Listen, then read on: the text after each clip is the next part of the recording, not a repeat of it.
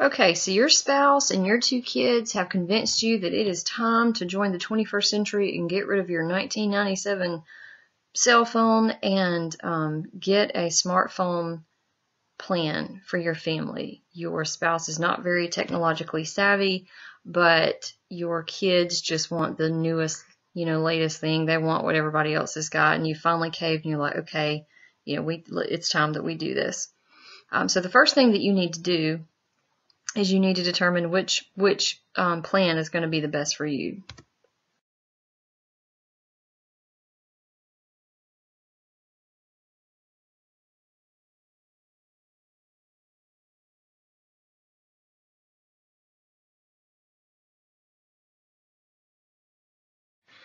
And you know all of the major cellular carriers in the nation. You've seen all of the commercials. So you start to do a little bit of research and you compare the coverage maps of each.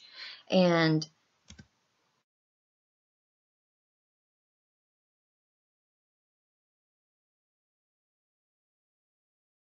you narrow it down to Verizon and AT&T. For your area, these two provide the best coverage. Verizon provides the best overall coverage. AT&T provides pretty good coverage for where you are, but Verizon's probably going to win this one as far as how far of a distance it's going to cover. For your family, you don't do a whole lot of traveling. You're all pretty much within a 100-mile radius for the most part. You take a couple of vacations a year, but you don't have any global travel or anything like that you worry about. So either one would be okay, but you know that overall Verizon definitely does have the best coverage. But that's not the only part to consider. You've got to stop and you've got to compare the cost, and you know that with a smartphone plan, data is going to be required. So with Verizon, 3G data to share between each family member, that's 4 family members, that's going to be $45 a month. Each smartphone line is going to be $20 a month.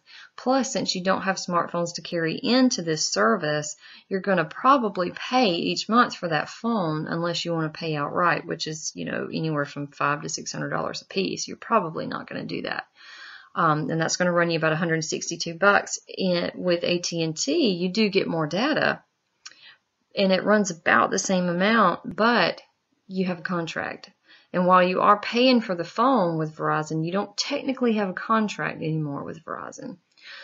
So you've got some decisions to make. You've got to compare your coverage, you've got to compare the cost and how much data you'll be sharing between family members, and you've got a decision to make.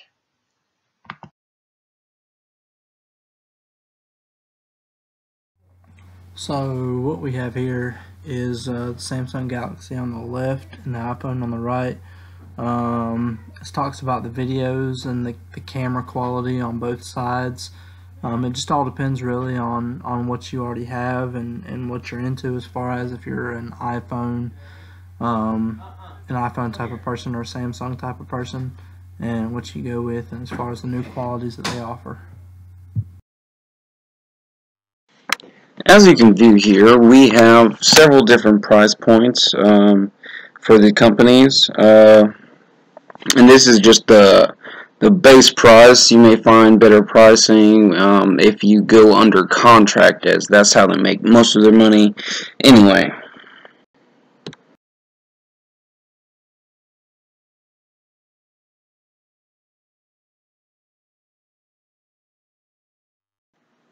Hey, okay, so we come down to the choice, and out of Verizon and AT&T, we decided to go with Verizon.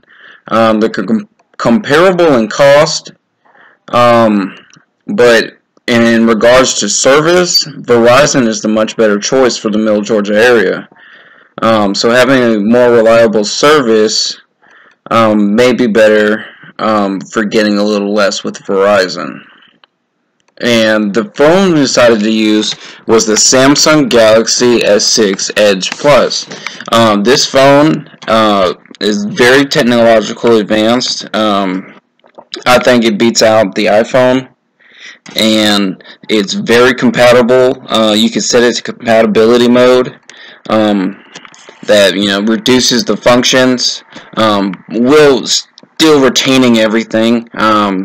So you could have it for the non-tech savvy wife, and then you can have, you know, all the tech features. It has every latest thing in there for your kids. So we decided to go with these two choices because they were best suited for this family.